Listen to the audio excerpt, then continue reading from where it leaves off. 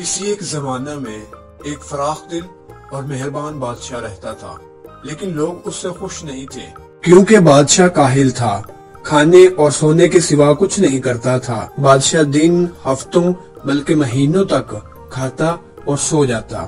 بادشاہ بستر پر پڑے پڑے موٹا ہونے لگا۔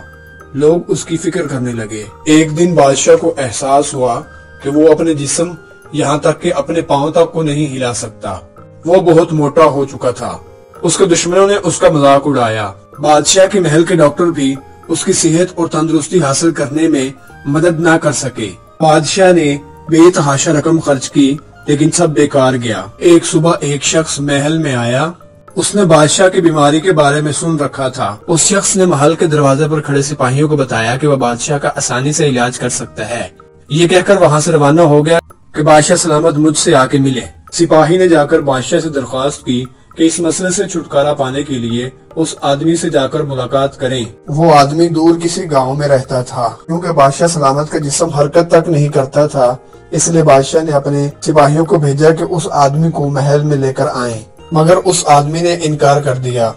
اس نے کہا کہ ٹھیک ہونے کے لیے بادشاہ سلامت کو اس کے پاس آنا پڑے گا۔ سپاہی نے بادشاہ سلامت کے سامنے جا کر عرض کی کہ بادشاہ سلامت ٹھیک ہونے کے لیے آپ کو وہاں جانا پڑے گا، وہ آدمی نہیں آ سکتا۔ سخت کوشش کے بعد بادشاہ سلامت اس شخص کی رہائش گاہ پر پہنچ گئے۔ اس شخص نے بادشاہ کی تعریف کرتے ہوئے کہا کہ وہ ایک اچھے حکمران ہیں، ساتھ یہ بھی کہا کہ وہ جلد ہی صحت یاب ہو جائیں گے۔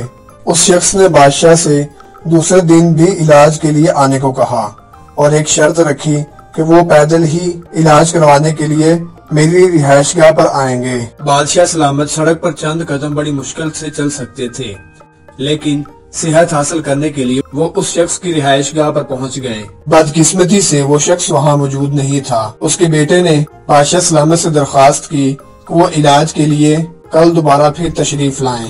یہ بات 2 ہفتوں تک دہرائی گئی اور وہ شخص بادشاہ سلامت سے کبھی نہیں ملا اور نہ ہی بادشاہ سلامت کا علاج ہوا۔